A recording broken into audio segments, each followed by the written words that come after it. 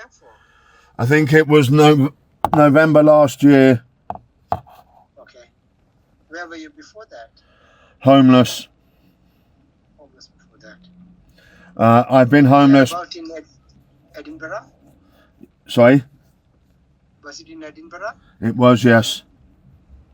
Okay. Okay. So, tell me a bit about you, Marcus. So, where were you born? Again, allegedly, Coventry. Coventry in the West Midlands. And did you grow up there? No, I was raised by a single mum and she moved around. So I was born in Coventry. Then we moved down to the south, just north of London, called Bishop Stortford. Okay. And then I don't know what age it was, between 10 and 14, she moved us up to Derby. Okay. When you said moved us up to, did you have siblings? Yeah. There's about 8 kids in the family, all from different fathers. Okay. Allegedly, I was the second oldest. Okay. And did you have contact with your father? I met him a couple of times. I never really got any history in it, so I only know my mum. I don't know any grandparents, aunties, uncles. Yeah. And your mum, is she still alive, or? You know, it's that pause there. I don't know. She kicked me out when I was 15. And have you had any contact since? Not with her, no. What about your siblings? I tried a few years ago and actually contacted them through Facebook and things like that. And I tried to make connections, but I'm damaged goods. The whole family from her is damaged goods. I would say every single one of them's got psychological problems, but I'd admit I'm the first. Okay. And schools, was that in Derby and Derby and London area? I remember primary school a little bit in London. I'm just going to say London. It wasn't London, but there's either London, Derby. So I remember a couple of things from primary school. I remember secondary school. Looking back now, obviously I don't have your qualifications, but I've spent my life with hypervigilance. So I was always an outsider. At school? At school, everywhere. I've been alone since 15. I can't make... I don't know what family life means. To me, it's abuse. Have you had any relationships before? Doctor.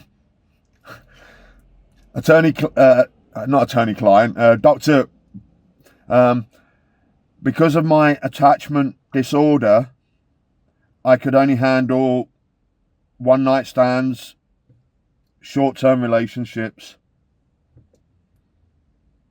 Okay.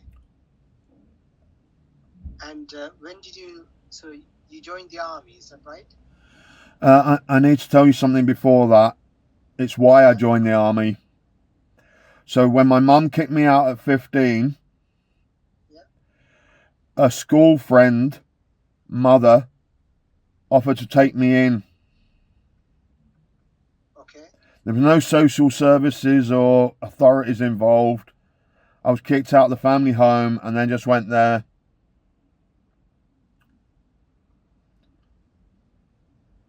Okay. And then for 2.5 years, she molested and raped me. from the age of 15 until you were until I could 17 and a escape half? to the army. That's why I joined the army. And was it reported to police or social work? Not at the time. It was reported to the police and the social workers around 2010, and they did nothing.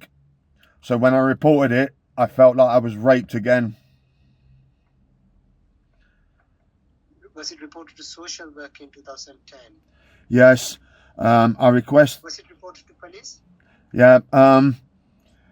In 2010, I was suicidal on the M6 bridge. Was it after reporting or? No. Yeah, I reported it after that. And because of now, my belief is that they took no action because of what I did in Derby. I closed the M6 bridge for 5 hours. I was suicidal. Okay. But because of that, the police have hated me since. Instead of getting the help I needed, they were all like, "You just cost the economy £10 million." And they hid that I was suicidal. So you closed the M6 for how long? 6 hours? 5-6 hours. And it was that's just one of the two motorways from England to Scotland. So it was a big deal. Big deal, yes. And so you joined the army at the age of 17 and a half, is that right? Yeah. Yeah. And how long did you serve in the army for? 3 or 4 years. Where did you serve? First Cyprus, then the Falklands. Not the Falklands War. The Falklands War was in 82. I was there in 92. Okay. Again, I need to give you the...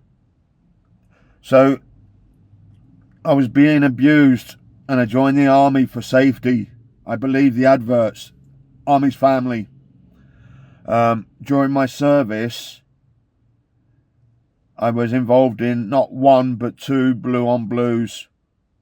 Friendly fire. Where was that? Cyprus.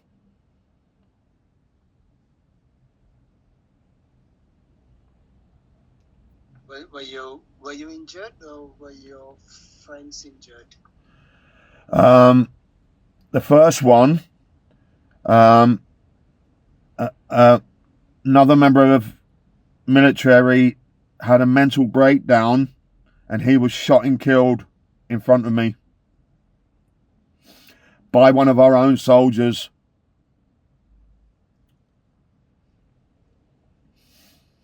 So, like I say, I joined... Sorry. That was the first one? Yeah, so I joined the army for protection, and then I witnessed that we don't shoot right, guys. And then the second one was at Decalia Barracks. His name was Decalia Barracks. Where was that? Just outside Larnaca in Cyprus. Okay. Yeah, I was on duty on the main gate, and the same thing happened. Another soldier had a mental breakdown and went on the run with his rifle. And I'd been drinking with him 2 days earlier. My orders were, if he came back, to shoot and kill him. Okay. So, like I say, I wasn't in frontline warfare. This was, quiet time. Yeah. So when I say blue on blue, it's another version of it. But so yeah. And what happened to him then? Luckily, he was found before anybody was injured.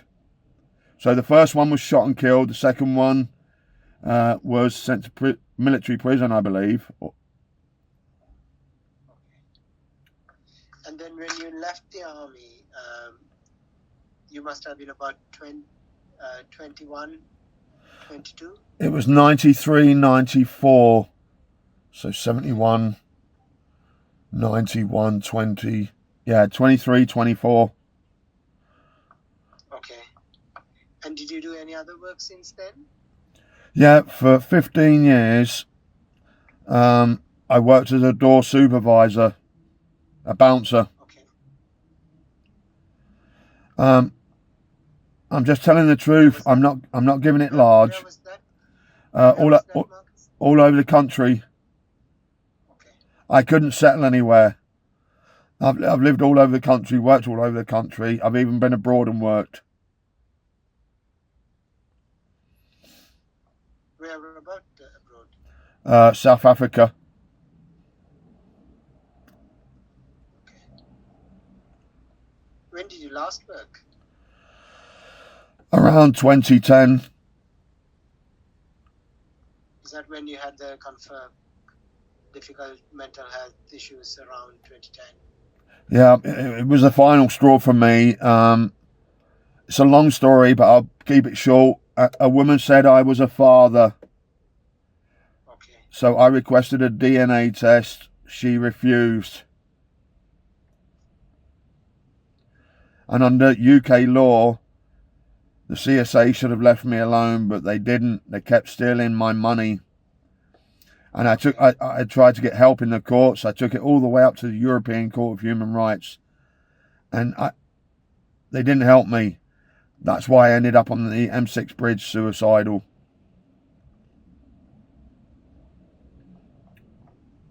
Okay.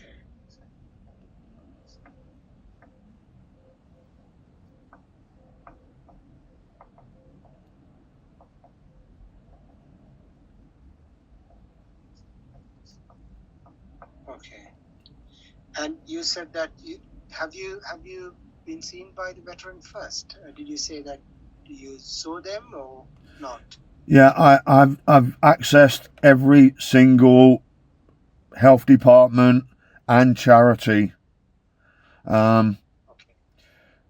What is it? Combat Stress are supposed to be the leading experts. Around 2010, they said I did not have post-traumatic stress disorder. Okay. If I'd have been correct, and it's been confirmed now that I do have it, and it was late diagnosed. Okay. Who diagnosed with the post-traumatic stress disorder? A doctor here in Edinburgh. Okay. The solicitors have got the letter.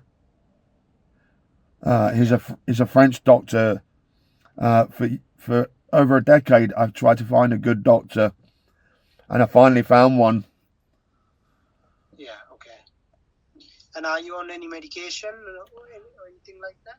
Amitriptyline. Okay. I'm now up to 3 tablets. Again, that's overdosage, but I've informed my... Is that 30 milligrams? 30 milligrams of amitriptyline? Or? I don't know without checking that my... No, it's okay. It's okay. It'll be on my docs. The solicitors should have my full medical file. Yeah. So amitriptyline. So I obviously started on one. That used to help me sleep. And then you obviously get used to the dosage. So then I went on to 2. I don't take any more than 3 at one time. I've already informed the GP that. Yeah. So then I'm on... Are you on any other medication? Yes. Codidromol, 500 by 30. What's that for? I've got several physical injuries. I slipped my wrists in 2017. A year ago, I broke my ankle, and I've now got a metal plate and 5 screws holding my ankle together. I've got another year of recovery of that. Okay. So are you currently seeing a psychiatrist, Marcus? No. I feel I've been failed repeatedly and repeatedly. So even a week or 2 ago, I was in A&E again. What is that for? Distress. Okay. Have you ever been admitted to Royal Edinburgh Hospital? Yes, after I slipped my wrists. I've been sectioned Okay. several times since leaving the army. After I So slipped when my did you wrists, slit your wrist? When did you slit your wrist? that was at Scottish Veterans Residence. So that was a protected military base in Edinburgh, charity. They were supposed to look after me. Instead, they evicted me, so I slit my wrists. I was then obviously had the surgery and then was sectioned. And what year was that? 2017. And then is that the first admission to a psychiatric board? No, I was sectioned in Preston, 2010. Yeah. For how long? I think there's a standard 30 or 40 days. Okay. And you said few admissions. What were the others? It's all been related to this. I managed to keep a level head till around 2010. Then dealing with the child support agency pushed me over the edge. I've been on disabled benefits since and have not got the medical help I need. So how many admissions have you had to Royal Edinburgh Hospital? Sectioned once.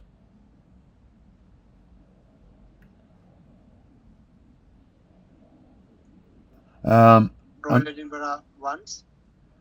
It's confusing. There's two Royal Edinburgh hospitals. One's a normal general hospital, and then there's That's a Royal Infirmary. Yeah, and then there's the straitjacket one.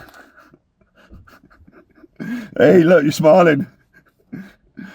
So after I slipped my wrist, I was in there for 30, 40 days. Okay. There was a big problem in there. They were just a prison cell, and then they used to take me in a taxi to another hospital at Livingston to get the wound looked after. The mental hospital refused to change my bandages. Okay. I reported that at the time to Nurse Wendy Fraser. I'm an ex-combat medic, so I know how to do the basic medical stuff. But I was recovering from suicide, and the hospital refused to change the bandages. So I had to take the existing bandages off, wash them in the sink, and put them back on. And when I reported it several times, they didn't do anything. And I've not got any help since then. Okay. So the last time was in 2017, is that right? Yeah, sectioned wise. Okay.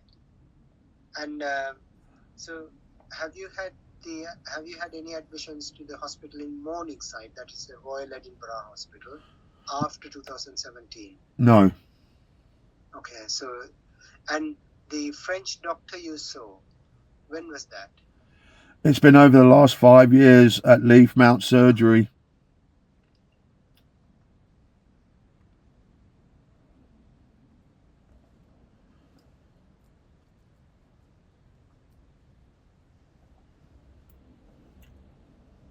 And he's the one who diagnosed you with PTSD.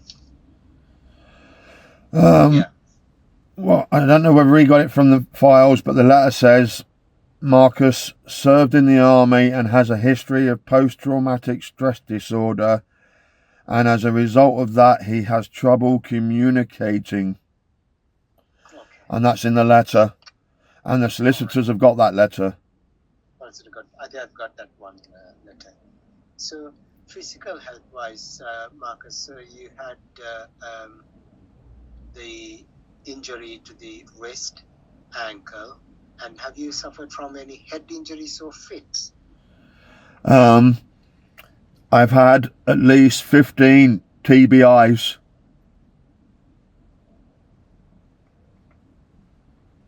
From what? Fighting. I wasn't fighting. I was a doorman. So Were you attacked? yeah. So I've had 15 to 20 concussions. I've had one comatose. And I've even been doing my own research. There's a new one called CTE, which is the chronic trauma, which is associated with boxing and American footballers. But that can't be diagnosed until I'm dead. Sorry. So Any epilepsy? no. And do you drink alcohol, Marcus? Yes. How often? I go through what do you call it, stages. Yeah. So at the moment I'm drinking, but then I'll take 1 to 3 months not drinking. Okay. When you drink, do you drink daily for a while, or? Yeah. But being a doorman, I know how dangerous that is. So I only drink at home. I don't go out to pubs. I drink at home. So I drink till I crash and burn and sleep. Okay. And have you ever been dependent on alcohol? Well, again, temporarily, yes. When things get too hard and I can't deal with the night terrors and demons, then I'll drink till I fall asleep. But I'm still What are the night terrors that you mentioned? being raped, being told to shoot my friend, and then everything that the police and courts have done to me.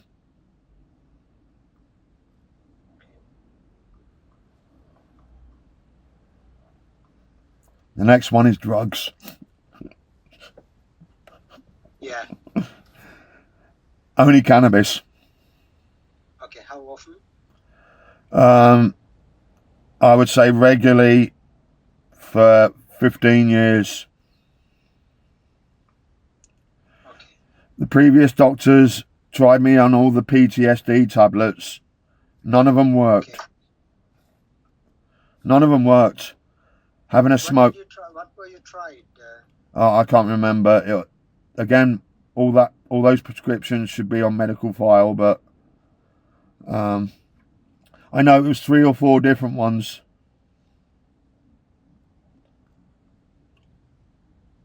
Okay. Cannabis is the only thing that works. Okay. And no other drugs? No. Class A drugs are killers. I said that to a nurse once and she said, "Good answer." I can see you've been around the block and you've been like, know the question before I ask the question, Marcus. Yeah, like I thought your name was Perez. It's Pereira. Pereira, so that's not Perez. I looked up the name Perez. It's Spanish, son of Pedro, and it translates as rock or stone. But that's Perez. Z, yes, yeah. Okay. So Marcus, in terms of the charges you face, what are they? Again, I feel cheated because I've already told you I've now been held on bail for 2,142 days. So on the 19th of June 2020, a neighbour made a false allegation. 2,142 days today. Okay. Now that should send up a red flag with anybody, I tell them. I wanted to leave this country 2 years ago, but I can't because I'm still on bail. Okay. So what happened? So what were you on bail for?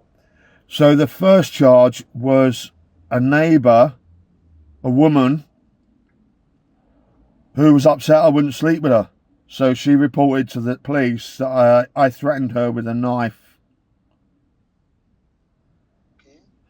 Now the police turned up.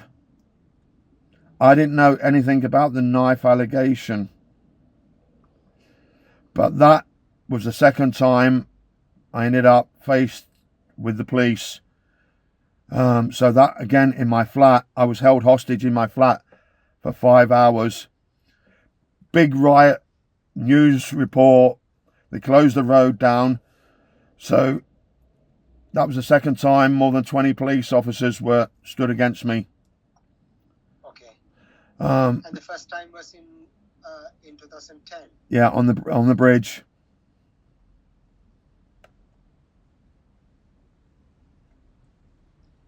And did you have alcohol on that day? No.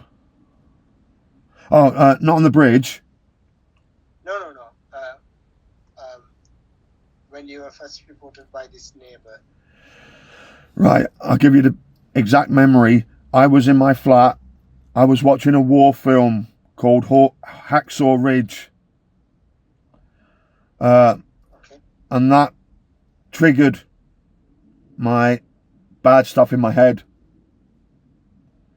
But I was still calm. I was just watching the film. And in the film, there's a training sergeant, and he says to one of the soldiers, "Let me hear your Native American war cry." You know, like the Indians. Yeah. And when I heard that, it triggered in my head. So I admit, I let out 5 or 6 war cries. Okay. In a condensed flat scenario. There was like 12 flats, and they all heard it. So on that day, all I was guilty of was a 5-10 minute noise complaint. Okay, what did you say? I didn't say anything. It was war cry. Screaming, but a battle scream. It was all my... You doing it or on Yeah, I was doing it. I was releasing all my hurt and all my pain in a war cry.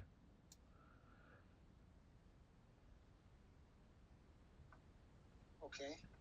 And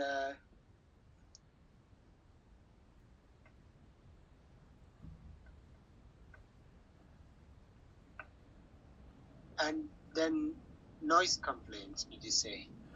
Yeah, so I did the 4 or 5 war cries, and then I went back to watching my film. I'd gone through, if it was a 70cl bottle of spirit, I'd gone through half a bottle of neat Caribbean rum. Okay. But I was still calm. I was still compos mentis, but the next thing, police are knocking on my door. I'd gone back to watching the film. I was calm. Okay. I didn't know at the time that they was responding to a knife allegation. I didn't know anything about this knife allegation. Okay. And then what happened? Because it was only a noise complaint, I wouldn't open the door to them. And I refused to let them in. And because of that, it ended up in a 5-hour siege. More than 20 police officers, armed. And I've got witnesses. The police did not try and calm the situation. The technical term is they did not try to de-escalate. Okay. They provoked. Like I say, all I was aware of was a 5-10 minute noise complaint. So I'm not letting coppers in for a noise complaint. Okay. But because I stood against them for 5 hours, 6 hours that day, Okay. they've attacked me more than 50 times since. More than 50 arrests since then. Now, before that What date, was that for? antisocial behaviour, all hearsay. Okay. So how many complaints you have already altogether? It's over 50 now. This has been going on. I've had 50 arrests, 50 court dates since the 19th of June 2020. Now, the important part about that is, before that date, so before that 19th of June 2020, I had had no trouble with the police or the courts for more than 10 years. Okay, since 2010. Yeah, that was the last one.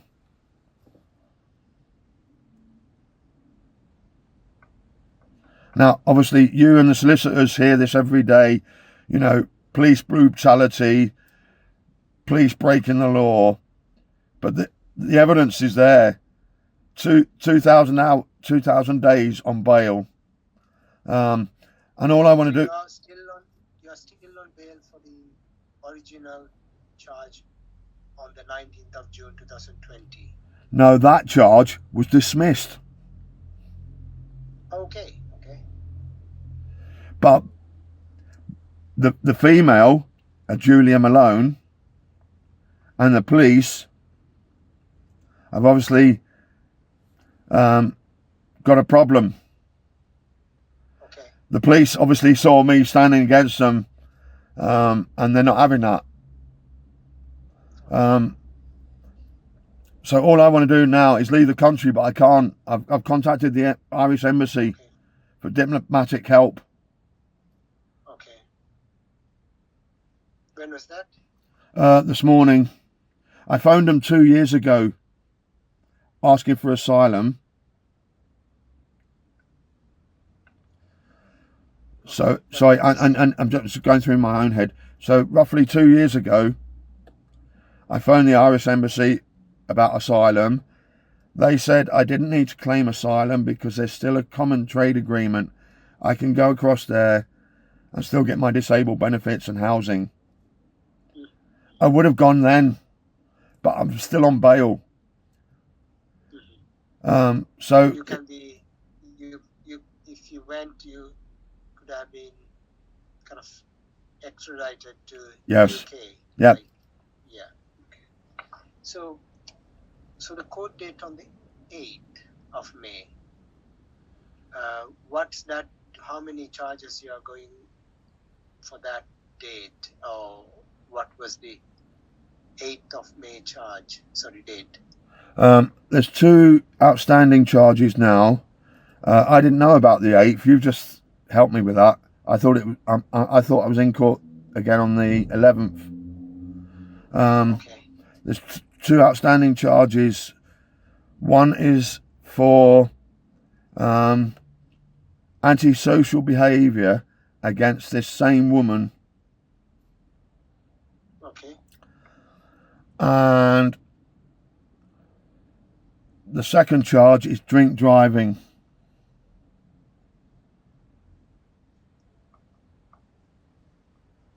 Okay. And have you entered a plea to these charges? Both not guilty. Okay. Again, I can't prove whether I was sober or not at that time, but my luck. Did you fail to give a sample, or? No, I gave a sample, but I hadn't drunk for more than 24 hours. Okay. I've done my research. I suffer. Sorry, I should have mentioned it when you asked about the meds. I get Omeprazole and Gaviscon on prescription for acid reflux.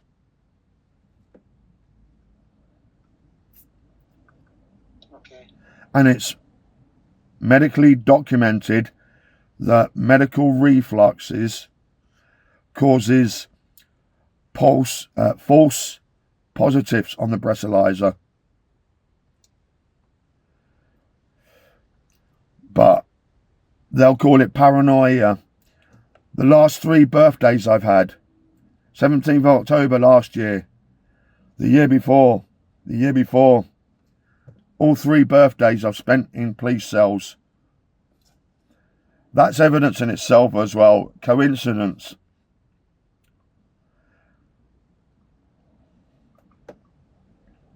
I was not drunk. It's the police and the courts punishing me for standing up against them on that day, on the 19th of June. And any normal person would have been dead already because of what they've done to me.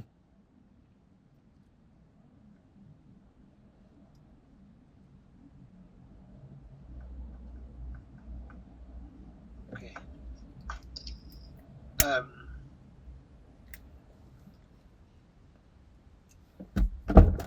you been to trials before, Marcus? Yeah, like I say, since the 19th of June, I've been in court 50 times. Okay. Have you been to trials, full trials? Yeah, trials. I've been wrongly convicted.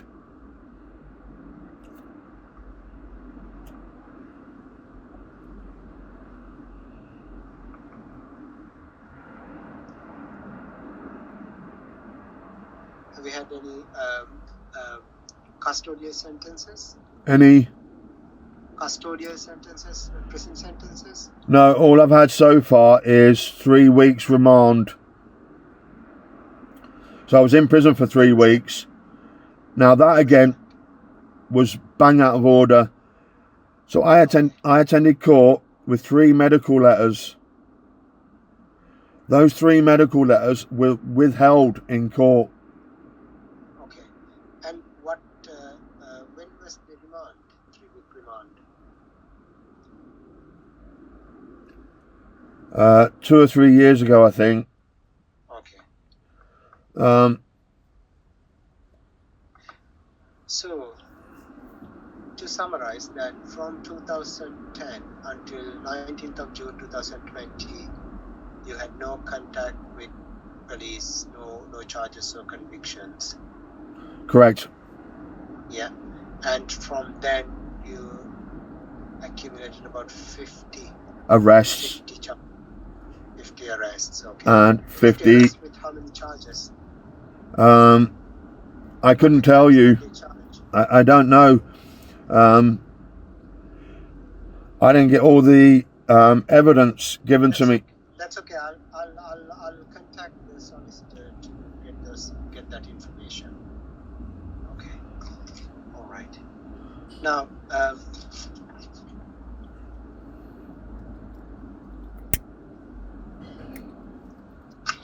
I think what I need to do, Marcus, is I need to go back and check your medical letters and the details of the charges, and then if I need to clarify anything, I'll give you a call again, if that's okay.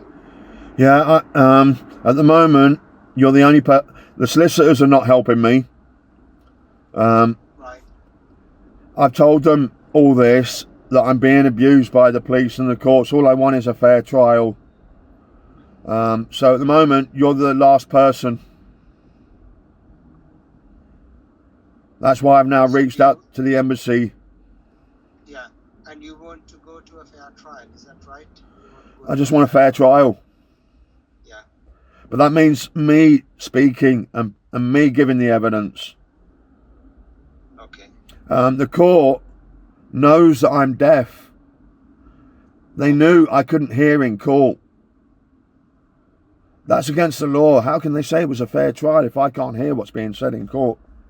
Do you wear hearing aids? Yeah, I was issued them about 6 months ago. Do you wear them?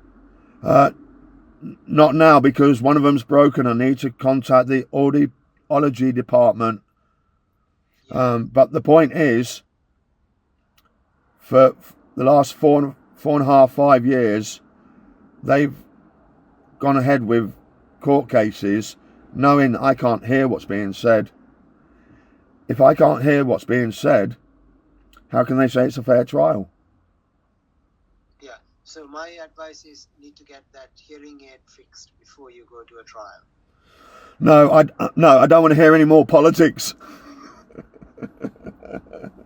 Yeah. Yeah, all right.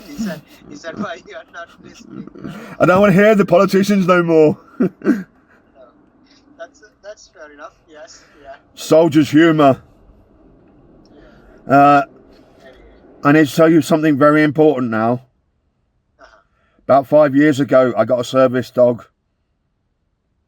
A PTSD service dog. Okay. She's kept me alive for the last 5 years. I made a promise to her not to die before her. Yeah. Recently, that promise has become very thin. I can't deal with this anymore. I'm being abused, and, you know, trustworthy people are supposed to help and protect me, and they're not.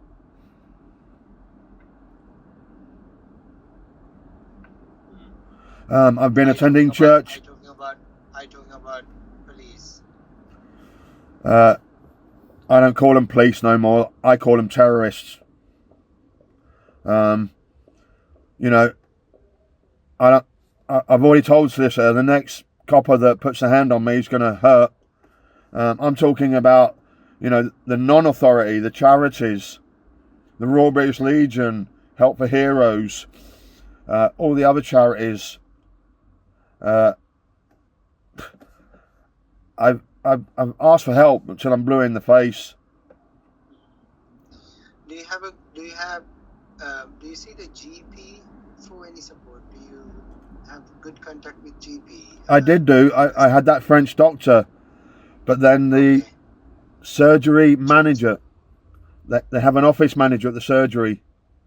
She started being nasty to me, so I've not been back since. I still order my prescriptions online and then collect them from the pharmacy, so I don't have to go to the surgery. Okay. When you said that you attended the Royal Infirmary about 2 weeks ago with distress, what happened there? They just wanted to refer me to MHAS again. Okay. Did you contact them? No, like I've spoken to them several times.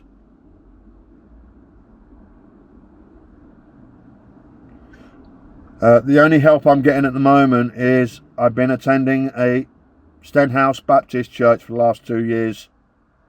Okay. And then I've also done over 1,000 hours volunteering with homeless community. Wow, okay. And I got a good reputation doing that, to the point where I also got PVG clearance by the government to work with vulnerable adults and children. And I did that whilst I was dealing with this. Okay, oh, that's good. That's good. Try and keep your. Again, my advice is to try and keep things like, you know, I think things that are important to you, like, you know, volunteering and the Baptist Church. Keep doing that, and so hopefully these things will be over soon. I will check the medical records, and then the other documents that were sent by your lawyer, and then if there's anything that I need to check, I will get back to you, Marcus. Okay? All right, brilliant. Take care. Stay safe. You too. I don't know. Bye-bye. Bye-bye.